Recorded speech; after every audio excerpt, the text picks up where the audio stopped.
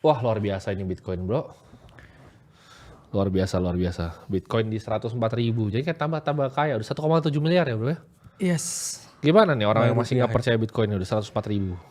Ya mungkin mereka baru percaya kalau udah 20.000 nanti ya. Tapi ntar dibilang sales. 2034 gitu ya. Ya emang sales ya mungkin. Nih bajunya itu. Bajunya sales kok. Itu kan emang SOP-nya harus pakai kaos kan bro. Iya Kerja. bener. Kalau sales tuh kerja harus pakai kaos. Ini gue jadi sales bro. Iya. Jadi Lanyardnya mana nih lanyardnya? harusnya ada lanyard Harusnya Satoshi ada. kan. Benar. Bahkan patungnya tuh gue bikin di rumah gue bro. Kalau orang kan bisa punya rumahnya patung-patung yang lain bro. Iya. Ornamen yang lain. Kayak bapak gue itu kan di rumahnya dulu ada ornamen yang lain kan. Iya. Kalau gue nggak masuk set patung Satoshi langsung. Jadi itu pertama di Indo. Patung Satoshi pertama di Indonesia di rumah gue. Kalau negara-negara lain kan dibikin sama negaranya bro, kayak belasan ribu kan. Yes. Gue juga bikin, ya. Lebih sih gue dari belasan ribu bikin. Jadi itu patung Satoshi Nakamoto pertama di Indonesia. Ya, nanti beberapa yang kemarin kontrarian yang kita udah ngomong di webinar, kita ajak bro lihat patung Satoshi ya. Iya. Jadi gimana bro 104.000 ini? Apakah ini masih naik terus? Karena kemarin udah mulai nih bro, banyak nih bro. Kayak apa? Bahkan beberapa partner gue di Holy Wings juga udah mulai FOMO. Yes. Masih bisa beli nggak bang? Sama kayak mereka ke kalian. Oke. Masih pertanyaan itu masih bisa beli nggak nih? Oke. Ya. Apakah ada potensi koreksi dan apakah ini saat yang masih bisa beli? Oke. Karena mereka nanya itu terus bro, dari 20.000 masih bisa beli nggak? 30 masih bisa beli nggak? Gimana bro? Oke ya, kita udah bahas ya untuk teman-teman potensi beli yang paling ideal itu tepatnya di bottom ya. Kita live di 76.000, 77.000. Bilang ke teman-teman semuanya waktu itu adalah saat yang terbaik untuk membeli. Sekarang gimana nih di level 104.000? Menurut saya ini bukan saya secara bold ya klaim ini area yang nggak boleh membeli. Karena ingat bro, kan hak-hak mereka dan ini market. Betul, Bitcoin juga bukan punya kita juga. betul. Kita nggak ada say di Bitcoin, Bener, nggak kalau bisa kalian gerakin. mau beli ya silahkan. Maksudnya saya bukan orang yang punya Bitcoin juga. Iya betul. Tapi sebagai pengamat di market ya, ini kalau menurut saya pribadi ini area yang saya bilang gray area. Meskipun ini warnanya red ya, udah saya berubah jadi gray lah ya. Nah, gray area dalam artian ini adalah Abu-abu. mendekati ya area resistance. Teman-teman, apa itu area resistance? Itu adalah area jual. Yang ini kita udah mendekati titik all time high-nya lagi. Yang mana sama seperti supply and demand. Ya, ini contohnya misalkan, oke, Bitcoin dulu pernah di 105.000. Terus ada orang yang jualan di 105.000 nih di sini. Nah, harga turun. Kemudian orang yang di sini tuh masih melakukan pembelian sampai dia di 105.000 lagi. Nah, orang yang dulu ya jual di 105.000 atau yang nggak kebagian jual lagi di 105.000, mereka berpikir oke, saya jual lah di 105.000. Akhirnya apa? Dia turun sampai 76. Nah, sekarang dia ada di area 105.000 lagi. Yang dulu mungkin ngerasa oke, harusnya dulu saya jual. Nah, ini mungkin mereka berpikir oke, sekarang saatnya saya jual. Itulah mengapa ya kalau kita ngomong sekarang, saya mending nunggu area ini flip. Ya. Apa artinya area flip? Yaitu adalah kita bisa menembus price range di atas 105.000 ini ya. Kita melakukan breakout di sini dan ya harga rally seperti ini. Itu menunjukkan apa? Kalau orang yang mau menjual di 105.000 yang dulu ini udah nggak ada lagi. Akhirnya mereka membiarkan orang yang di sini membeli, kemudian harga mengalami kenaikan. Ya. Terus orang yang melihat harganya tambah naik ya seperti mungkin teman-temannya Bro Timothy tadi, akhirnya oke lah saya beli lagi di sini ya. Kemudian mereka FOMO lagi, mereka beli lagi di sini hingga harga lebih tinggi lagi naiknya ya. Kita selalu bilang ke teman-teman ya 100.000 itu adalah target pertama kita di siklus ini dan udah tercapai ya. Ingat ya teman-teman, kita udah sejak 2023 ya di sini, bahkan 2022. Dan kita punya target kedua sebenarnya di 120.000 yang mana ya kita berharap bisa tercapai pada akhir tahun ini. Yes. Nah, kalau mungkin teman-teman di sini yang masih pemula mungkin banyak yang bingung ya. Kenapa kita banyak menggunakan analisa teknikal? Karena Bitcoin itu adalah aset yang sedikit berbeda. Bitcoin itu cuma bisa dianalisa fundamental pakai pertumbuhan global liquidity, teman-teman. Yes. Jadi kalau lu pada pakai indikator fundamental lain menurut gua keliru ya. Jadi Bitcoin tuh kadang nggak ada hubungannya sama kapan barang ada di exchange atau barang di luar exchange, itu nggak ada hubungannya. Karena lu nggak bisa benar-benar tahu apakah barang itu hot wallet exchange yang belum dipindahin atau bagaimana. Jadi indikator yang real tuh cuma jumlah uang yang dicetak. Itu fundamental, that's it. Tapi mostly mungkin sekitar 90% bro, pelaku kripto tuh menggunakan technical analysis. Jadi makin banyak suatu komunitas tuh menggunakan suatu analisa, makin tinggi kemungkinan analisa itu berhasil bro. Iya. Karena berarti kan banyak yang memiliki view yang sama. Karena market itu simple bergerakannya antara fear sama greed-nya manusia. Jadi manusia serakah atau manusianya ketakutan. Dan biasa makin banyak dipakai analisanya. Kalau semuanya analisa Bitcoin pakai ETA, maka analisa teknikal itu justru akan works. Dan selama pengalaman kita ya works bro ya. Ya, Mungkin ya dari orang kita- bisa bilang ini ya self-fulfilling prophecy juga. Iya, Dalam artian ketika ada beberapa orang, sekumpulan orang, sekelompok orang yang percayakan tesis tertentu, orang lain cenderung mengamini dan ya rippling effect, semuanya mengamini dan akhirnya 76 jadi bottomnya. betul. Sama waktu itu seperti kita lihat ya, ini kenapa waktu itu 76 kita bilang potensi bottom, yaitu adalah di monthly chart ya. Ada 13 EMA dan juga itu area order block ya di monthly chart. Ada beberapa orang juga yang menganalisa seperti saya dan melakukan pembelian di sini, size-nya lebih besar. Ya. Orang lain melihat ini, size-nya di sini mengalami kenaikan, orang lain beli lagi dan akhirnya mereka FOMO hingga harga mendekati ATH sekarang. Jadi karena 1-2 orang yang berpikir bahwa ini bottom, itu bisa triggering the bottom untuk semua orang. Ya, betul. Sehingga orang bisa. Ini pun juga sama ya, sekarang di resistance ya kita ngomong area abu-abu. Kalau orang di sini ya merasa bahwa oke, aku nunggu breakout dulu dan setelah breakout orang pada beli semua, ya harga bisa lanjut mengalami kenaikan. Tapi kita ngomong ini adalah gray area yang mana orang harus hati-hati juga. Ya, nah ini dia pertanyaan, bagaimana cara mengelola emosi saat pasar itu bergerak tidak sesuai ekspektasi Anda? Nah ini market itu unik ya, dimana kadang lu bisa bener dan market itu bilang lu salah, kadang lu bisa juga salah, market bilang lu bener. Jadi penting untuk teman-teman bisa manage yang namanya emosi, karena lu nggak akan selalu mendapatkan apa yang lu mau. Lu harus terbiasa dengan, kalau bahasa finance itu variance teman-teman. Ya, jadi market itu selalu ada variance-nya. Jadi di saat lu analisanya sebenarnya benar, tapi market bilang lu salah, lu hilang duit, bisa terjadi. Ya. Gimana kalau menurut lu bro? Ya, Cara karena mengelola kan, emosinya? ya secara probabilitas kan 50-50 sebenarnya. Market itu antara bisa naik atau turun. Ya. Tapi kalau kita tarik dalam jangka panjang dia cuma naik ya, terutama Bitcoin. Jadi kadangkala kita ini punya analisa yang benar, tapi kita tetap rugi. Kadang juga kita tanpa analisa tapi untung juga. Ada yang namanya istilah beginner's luck. Mungkin kita nggak tahu apapun, nggak ngerti marketing seperti apa dan kita tetap dapat untung. Ya. Ada juga ya orang yang udah nganalisa ya secara maksimal tapi dia tetap rugi juga. Itulah pentingnya teman-teman kita ngomong manage ekspektasi ya. Jangan emosi dulu. Karena kalau ekspektasi udah bisa di-manage, baru emosi ini bisa di-manage juga. Karena orang kalau punya kesalahan ya untuk memiliki ya ekspektasi yang terlalu tinggi, itu emosi mereka juga akan membebani juga. Ya. Jadi awalnya ya memang ekspektasinya emang harus di-set dulu bener. Kalau Bitcoin naik sekian, ya seberapa potensi keuntungan yang saya miliki dan jangan dibalik ya. Iya. Jadi ekspektasinya dulu harus dikontrol, baru bisa ya manage emosinya. Karena itu selalu kayak dua hal yang ya berkaitan dengan erat sebenarnya. Jadi teman-teman harus bisa untuk menganalisa ya, apa emosinya sekarang itu.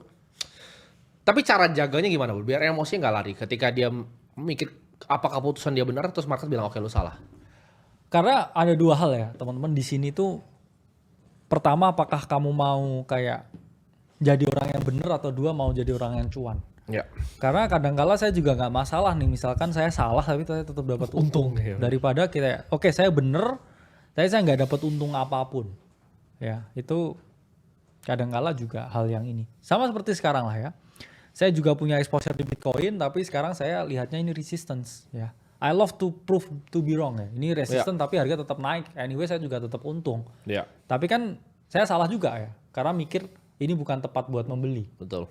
Tapi ya bukan berarti Nggak mau ya, duit. nggak mau duit juga ya, makanya penting saya punya ekspektasi. Makanya saya oke, sekian persen dari harta saya masukin Bitcoin. Jadi nanti kalau dia tetap naik atau turun saya tetap bisa punya exposure ya. Turun pun saya juga nggak terlalu yang panik ya, tapi kalau naik saya juga tetap untung anyway. Jadi teman-teman harus punya mindset begitu. Ini ada pertanyaan bro, dari orang pemalas nih kayaknya, namanya Mirza. Oke. Rekomendasi altcoin Prof. Nah, ini gue akan jelaskan teman-teman ya. Satu, kita tuh tidak pernah memberikan rekomendasi apapun dan dimanapun.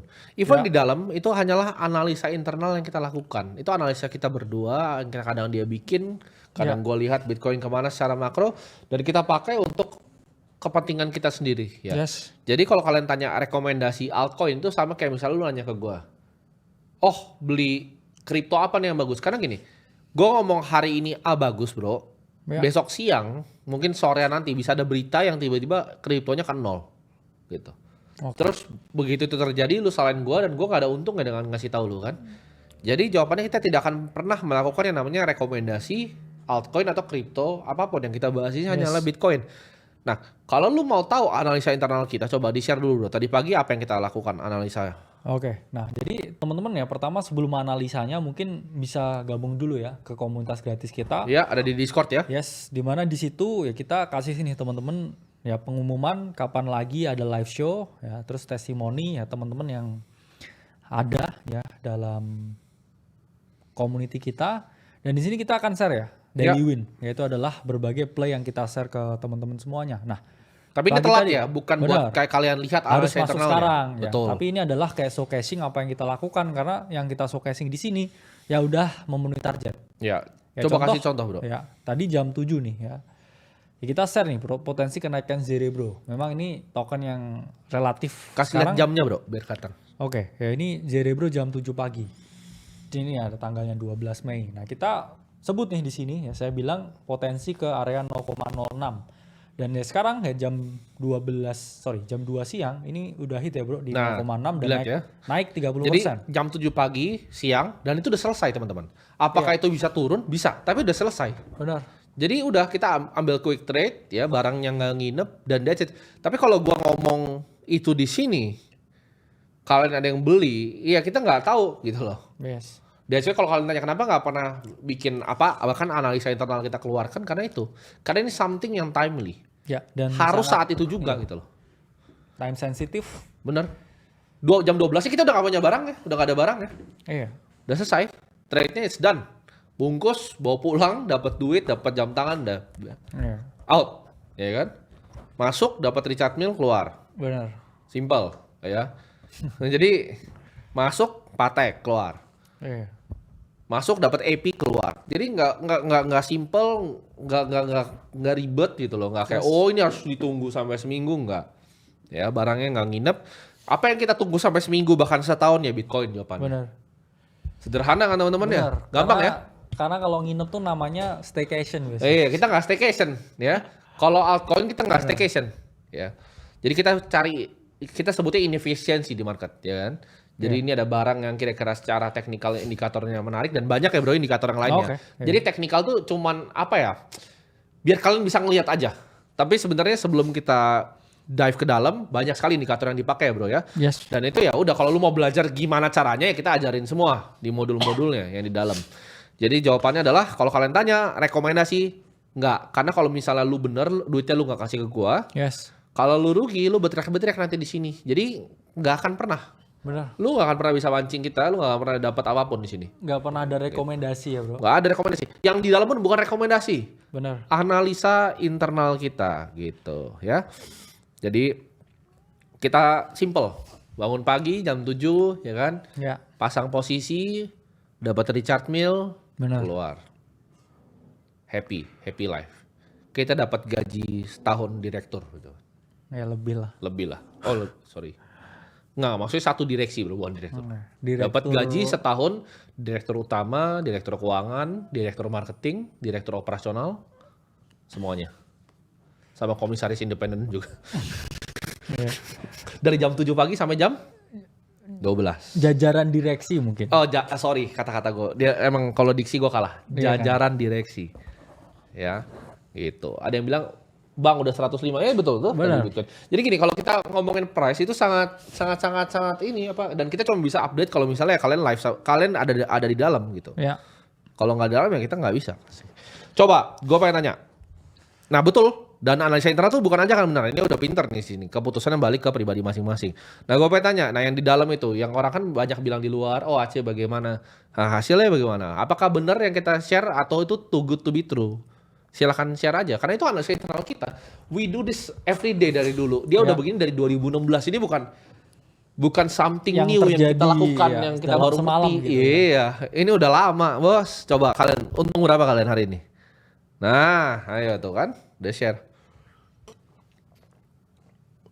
Nah, lihat tuh bro. Duh, profit 3 juta ya, jadi Ya, 6 juta. 50 juta untung bang. Ya 10 juta, Oh, ada yang 20 puluhan M juta. juga bro. Ya 10, itu mungkin total selamanya kali. Nggak mungkin hari ini lo bohong lu. Iyalah. Nggak mungkin ya. Untung 5 juta, 34 juta, 3 juta. Ada yang kecil, ada yang 2 juta. 2 juta lumayan kan? Ya. Iya. Bisa buat makan. Ya. Tuh ada yang bilang, terima kasih bang, saya untung 7,8 juta sumpah kan. Nanti kalau begini dibilang nanti orang-orang di sini buzzer katanya. Padahal itu kalian sendiri tuh yang ketik. Ya tuh. Di slow mode ini yang ketik cuma bisa 5 menit sekali. Nah. Udah gitu kan. Jadi happy ya semuanya ya. Tuh ada yang aku bahkan. Gue siap jadi buzzer lu bang kalau gitu bang. Ya. Nah itu. Jadi yang bahkan yang Bitcoin-nya profitnya udah berapa bro ya? Kalau yang borong Bitcoin udah 105-300. Iya. Kemarin tadi pagi gue baru ditanya kan, ini bisa beli nggak? Gue bilang sih beli sekarang. Ada teman gue salah satu yang owner sekuritas bro, dia tanya Iya. apa? Menarik nih kayaknya Bitcoin bisa ke 120.000 dilihat secara teknikal. Gue bilang iya karena Yuan sama USD itu lagi print, lagi lomba. Yes. Kayaknya money printernya ini lagi lomba bro. Dan ketika nanti di rate cut sih, risk asset kita tahu pasti terbang. Dan kalau risk asset itu yang terbang cuma 2. Ini gue selalu sharing bro ke teman-teman. Selama mungkin 10 tahun terakhir bro, itu Ya. nggak ada yang bisa outperform Bitcoin. Bahkan Nasdaq tuh kalah 99,97. Setuju. Jadi nggak ada yang bisa ngalahin Bitcoin dan ini the best horse in the race ya. Iya, dan ya kita selalu kayak time to time ya update ke teman-teman Bitcoin itu seperti apa, dan Iya. ya kita jadi bagian ya dari perjalanan market ini. Karena ya gue percaya gue dilahirin di dunia ini nggak cuma sekedar buat kaya sendiri, nggak. Gue pengen apa namanya Bitcoin ini bisa jadi kebebasan. Nah makanya gue harusnya bikin bajunya salah bro. Harusnya Bitcoin atau miskin. Kita bikin, Jos bantu gue Jos bikin bajunya. Udah bikin. Nah gue bikin nanti Bitcoin atau miskin. Nah, atau collab aja nih sekalian ya. Apa itu? Sama Holy Wing Store aja biar kita kan Oh, malas iya. bikin baju. Benar. Bitcoin atau miskin nanti kita bikin ya. Karena emang opsinya cuma itu bro menurut Ya. gua. Antara lu beli Bitcoin atau lu miskin karena di basing currency ya 11% ya untuk Amerika. Tapi kalau misalnya untuk yang negara seperti kita tuh 15% tahun ke tahun. Nah gimana bro cari investasi yang bisa 15% tahun ke tahun? Ya trading bisa lah, kan kita buktiin bisa. Iya, trading bisa ya teman-teman kita di dalam ya. Kalau teman-teman lihat ya di dalam testimoni ya, Ya. teman-teman yang ya teman-teman bisa lah join di komunitas gratis kita. Ini per pagi ini bro, ada yang namanya Coba lihat. Pak Andri. Beliau ini ASN di salah Oke. satu lembaga ya, Ya, yang instansi mengajar ya manajemen perkantoran, dan beliau ini baru join ya di awal tahun 2025, udah cuannya double ya. Ya. Jadi semua analisa internal yang kita lakukan, edukasinya juga, sampai beliau ini murid-muridnya akhirnya diajarin bro mengenai ilmu yang ada di Aceh, karena kan beliau ini juga guru, Iya. backgroundnya pengajar juga. Kita tanya gimana pembelajaran di Aceh, ya beliau bilang istimewa sekali dari perspektif seorang pengajar loh ya. Iya. Karena kan memang kita di sini ya kasih teman-teman ini banyak banget ya ilmunya. Bahkan bukan hanya dari investing atau trading, tapi dari programming juga ya. Betul. Kemarin kita juga ada kayak bagaimana ya bikin di apps yang memang beneran diajar S3 ya, Iya, PhD, S2 blockchain di Australia ini teman-teman. Kayak ini ya, di app Fan Token, bahkan banyak sekali ya lesson yang juga diajarin di Aceh yang memang levelnya itu perguruan tinggi di luar. Ya, jadi kalau kalian belajar harga perguruan tinggi ya, mungkin ini kan juga salah satu profesor di Monash University yang ngajak. Yes. Jadi kalian bisa bayar course-nya itu mungkin around 3.000 kali ya per course mungkin. Kalau kalian take per course itu bisa $3.000, which is sekitar 55 juta. Dan ini kita per bulannya murah sekali ya bro ya, murah, bener-bener murah sekali. Yes. Dan ya kemarin kan kita sempat kasih untuk beberapa hari itu yang bisa masuk, nah sekarang nggak bisa lagi ya. Ya. Buat yang mau minta diskon nggak ada, sorry ya. Benar. Lu belajar, lu bayar gitu.